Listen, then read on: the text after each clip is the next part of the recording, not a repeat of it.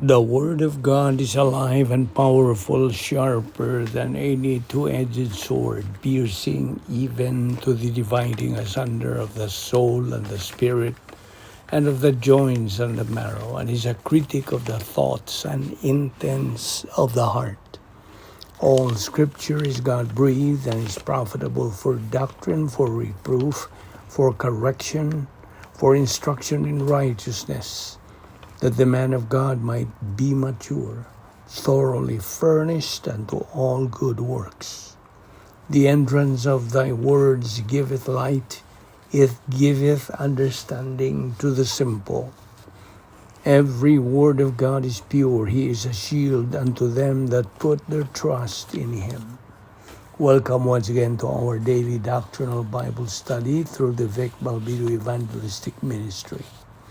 Now, to start right away, I presume that you, fellow believer, has already used the principle of 1 John 1:9, which is the process of going back into fellowship with God and to be filled by God the Holy Spirit and to be ready to take in the Word of God. But for you, unbeliever, it is faith alone in Christ alone. Now, okay, we'll start. Open your Bible to Matthew chapter 7, verse 1. Now, this has something to do or is related to judging, which is lingual sins. Now, in verse 1, it says, "Judge not, so you be not judged." Verse 2, it talks about measure. In Greek, it is metron, and to measure, it is metreo. In verse 3, it talks about speak, karphos in Greek. Now, of course, kata means to think, noeo means mind. Okay? So our Lord here chewed up his disciples for the lack of doctrine and lack of faith. Okay? Let's jump to verse 5. It talks about hypocrites. Hypocrites, the Greek word, means in English, hypocrites. Verse 6. Do not give to the dogs what is sacred. Do not throw your pearls to pigs. If you do, they may trample them unto their feet and then turn and tear you to pieces. Now, the disciples were expected to make moral distinctions and not allow those who reject the invitation of Christ to treat precious things as cheap. Now, in Romans 8:28, it says God works all things together for the good. The good there is, or it talks about the plan of God. Now, we should remember as believers in Christ that freedom and responsibility are not or never separated. They go together. Authority, freedom, responsibility, you see. Freedom and responsibility always go together. Always remember that. They go together. But man is always held accountable, responsible, and answerable for his decision. Thus, man is a product of his decision. Therefore, man, an unbeliever, should adjust to the justice of God, which is salvation. Therefore, believers should adjust to the justice of God by rebound and maturity, reaching spiritual maturity. Remember the unpardonable sin that's discussed there in Matthew 12:31-32. Wherefore I say unto you, all manner of sin and blasphemy shall be forgiven unto men. But the blasphemy against the Holy Spirit, it shall not be forgiven unto men. Whosoever speaketh a word against the Son of Man, it shall be forgiven him. But whosoever speaketh against the Holy Spirit shall never be forgiven, neither in this world, neither in the world to come. Remember that. That is the unpardonable sin.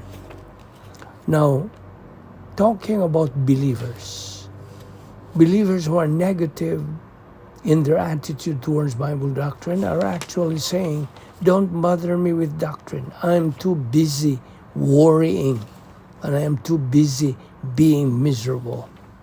That's what actually they're saying.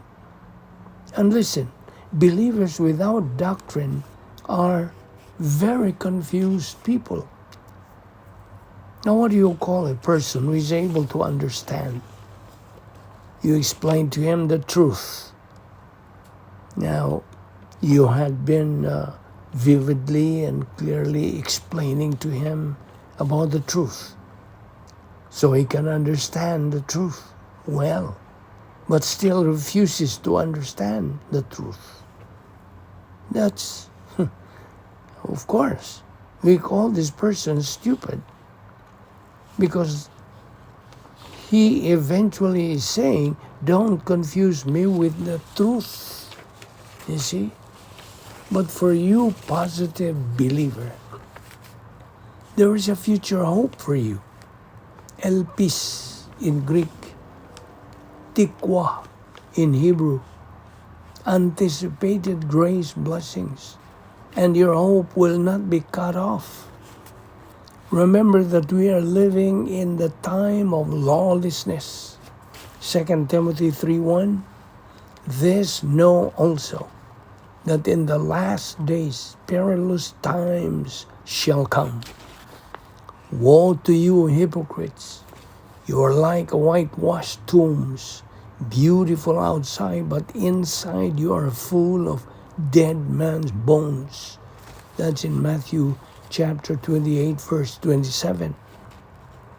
In Matthew chapter 5, verse 48, the Word of God says, be ye perfect, as my Father in heaven is perfect. And it was the Lord Jesus Christ who said that. In Proverbs 13:13, he who despises God's word will be destroyed, but he who respects a command, Bible doctrine, will be rewarded. You see, there's no end to God's promotion to a mature believer. A believer can reject doctrine, but he cannot reject the reality of doctrine. Doctrine runs everybody's life, and no one can escape from its reality. In Proverbs 24:13, my son, eat thou honey, because it is good, and the honeycomb which is sweet to the taste.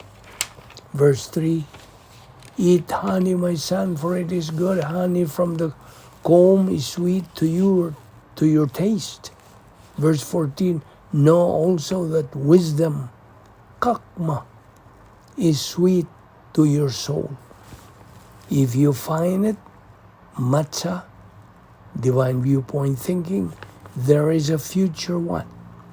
Hope for you. And your hope will not be cut off. The hope there again is tikwa in Hebrew, elpis in Greek.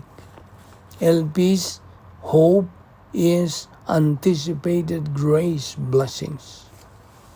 In Galatians 3:26, you are children of God because of regeneration through faith in the Lord Jesus Christ. Faith alone in Christ alone. You see, God does not make mistakes. God knows what He is doing. God does not mess up things. Do you know why? Because He is a God of order.